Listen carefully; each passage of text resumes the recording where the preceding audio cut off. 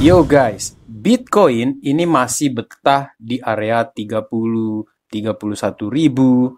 Kemudian ini pertempuran sumbu lilinnya ini masih belum mau selesai, teman-teman. Kalau kita lihat di sini sumbu lilinnya ini dan belum juga dia mau keluar ini tampaknya, teman-teman, dan kita dibikin sabar dulu. Sementara harga ini masih belum tentu arah ekonomi juga tampaknya kurang lebih sama, teman-teman, karena inflasi itu kita kayak di misleading oleh headline media-media yang menyatakan, oh, inflasi ini sudah 3%, dan bahkan Robert Kiyosaki menyatakan bahwa orang Amerika ini akan semakin miskin.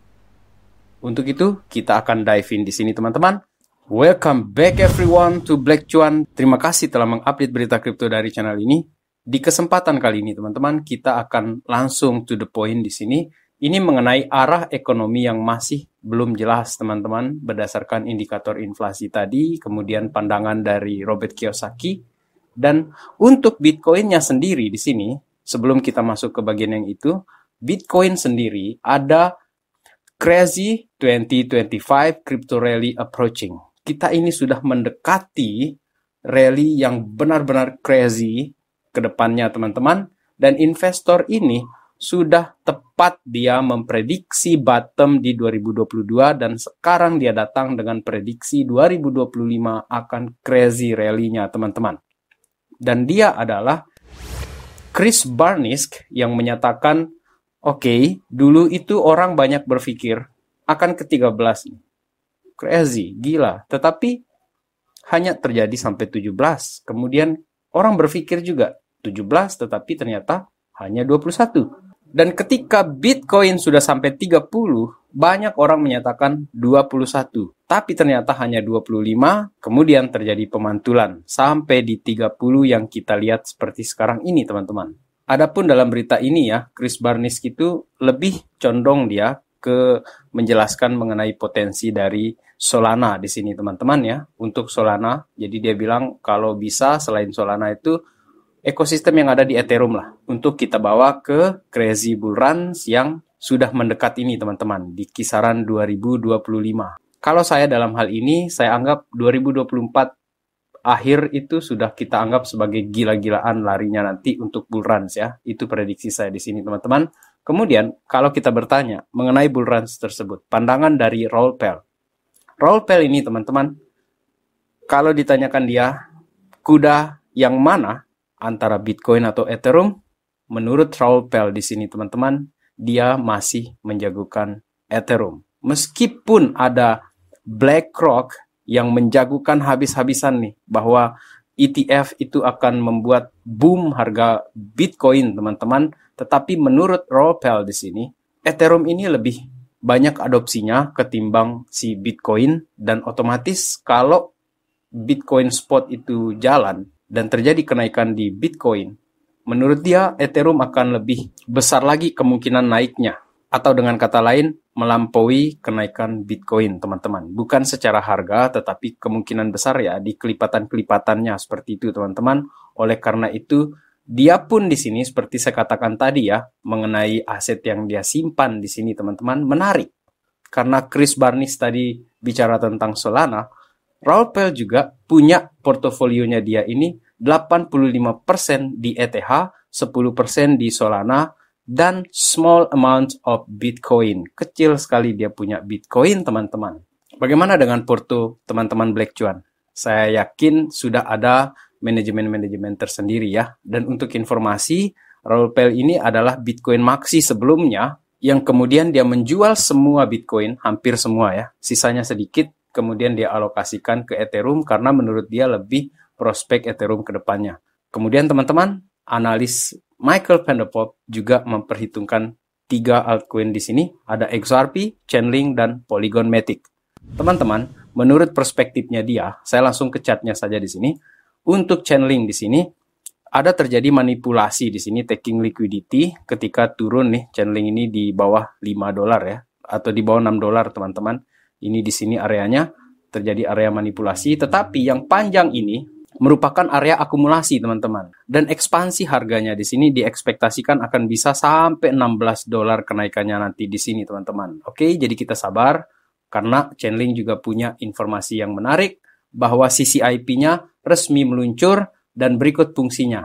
Oke, teman-teman. Jadi CCIP dari si Chainlink ini ya sudah akhirnya meluncur dia, dan CCIP ini sudah di fase mainnet di sini, dan dia ini bisa mengakses ya untuk blockchain mereka itu ke Avalanche, Ethereum, Optimism, dan Polygon Matic.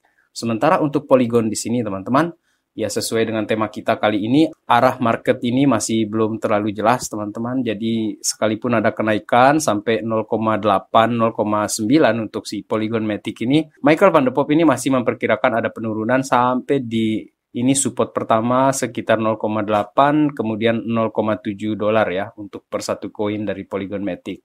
Tetapi untuk kedepannya, ini long runs yang akan sangat bagus sekali untuk Polygon Matic teman-teman. Kita beralih ke Ripple sekarang di sini. Ripple ini meskipun sudah menang, ini ada SEC veteran ya, mantan dari SEC yang menyatakan pendapatnya bahwa sekalipun dia menang, masih ada yang perlu dipertimbangkan dari si SEC ini. Jadi di persidangan awal ini bolehlah dia menang katanya di sini si Mark Vogel.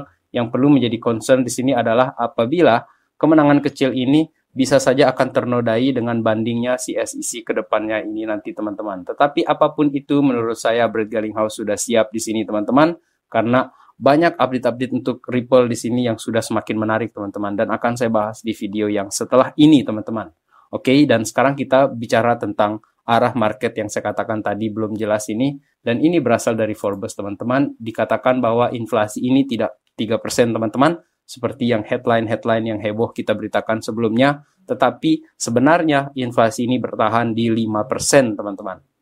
Seorang kontributor dari Forbes di sini, John S. Tobey ini menyatakan pendapatnya bahwa pemberitaan media-media tentang inflasi ini yang dikatakan angka 3% itu ya dianggap sebagai terlalu digembar-gemborkan untuk sebuah headline.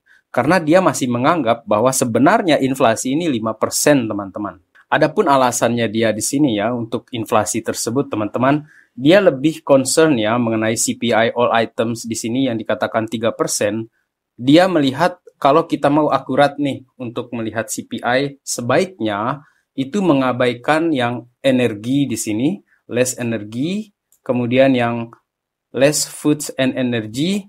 Jadi sebaiknya CPI itu mengabaikan dua hal tersebut teman-teman, karena apabila dia dimasukkan itu akan membuat seolah-olah ini inflasi bisa turun drastis tiba-tiba dan dia naik juga tiba-tiba. Alasannya karena harga dari makanan ataupun energi itu volatilitasnya tinggi. Jadi tidak akurat kalau kita mau lihat gambaran besarnya, dan kebijakan yang akan diambil oleh pemerintah juga akan sulit juga kalau data-data yang volatil tersebut dimasukkan. Oleh karena itu si John S. Tobey ini mengatakan sebaiknya inflasi itu tetap mengecualikan energi ataupun food and energy tersebut teman-teman. Dan dia katakan apabila data itu yang lebih ditonjolkan di sini, maka inflasi itu nggak pernah dia 3%, tetapi dia stick, dia nempel terus nih 5% teman-teman. Maka dari itu juga Robert Kiyosaki di sini menyatakan bahwa stock market itu akan collapse dan depresi itu akan datang berkaitan dengan data-data yang kita katakan tadi. Dan apakah nanti itu juga the Fed dalam hal ini ya teman-teman, dalam beberapa waktu ke depan ini akan dia naikkan suku bunga atau dia akan diam? Itu pertanyaannya serius di sini teman-teman. Karena inflasi yang mau ditekan itu teman-teman oleh the Fed sampai 2% tersebut teman-teman. Menurut Tobey di sini dari Forbes, dia katakan satu-satunya cara untuk menurunkan 5% fiat money inflation rate ini teman-teman, rate inflasi yang 5% ini kayaknya akan terjadi di resesi teman-teman, atau harus terjadi resesi untuk bisa melakukan hal ini teman-teman. Tetapi tentu saja ini yang sedang berusaha untuk dihindari tersebut teman-teman. Dan apabila hal tersebut tidak bisa dihindari, maka seperti yang dikatakan oleh Robert Kiyosaki di sini, orang Amerika ini akan semakin miskin teman-teman. Dan dia juga sudah katakan bahwa dia ini tidak beli stok ataupun bonds market, jadi dia lebih menyenangi aset-aset yang bisa dia kontrol seperti Bitcoin, silver, ataupun aset-aset properti keras yang lainnya. Dan di sini pun dia mengatakan bahwa emas, silver, dan Bitcoin yang harus kita beli teman-teman. Itu yang harus kita beli. Get into Bitcoin ASAP, as soon as possible, kata Kiyosaki. Karena Amerika is getting poorer. Amerika semakin miskin. Bahaya lanjutannya yang dia juga tambahkan di sini adalah mengenai the new BRICS currency, guys, yang akan membawa Bitcoin ini juga akan naik sampai 120.000 per Bitcoin. Dan uang Amerika itu akan balik lagi ke Amerika dan tidak akan ada nilainya nanti. Itu dikatakan oleh Kiyosaki dan dia meyakini hal tersebut, teman-teman. Dan apabila itu terjadi, inflasi akan semakin meningkat, semakin kencang, dan diikuti oleh depresi yang dikatakan oleh dia di sini, teman-teman. Kesimpulan saya di sini, kita beli Bitcoin atau XRP dalam hal ini, teman-teman. Kalau kita beli Bitcoin, terjadi bull runs, otomatis paling tidak sampai mungkin 7-8 kali lipat itu bisa terjadi. Dan di altcoins, ambil aja contohnya, misal nih di XRP, di $3,4 dari 0,7 itu saya kira cukup besar apabila dia melewati ATH-nya. Apalagi kalau sampai altcoins tersebut malah membuat ATH baru. Teman-teman, itulah gambaran besarnya di sini berinvestasi di kripto ini. Dan lagi-lagi, ini bukan nasihat keuangan, teman-teman.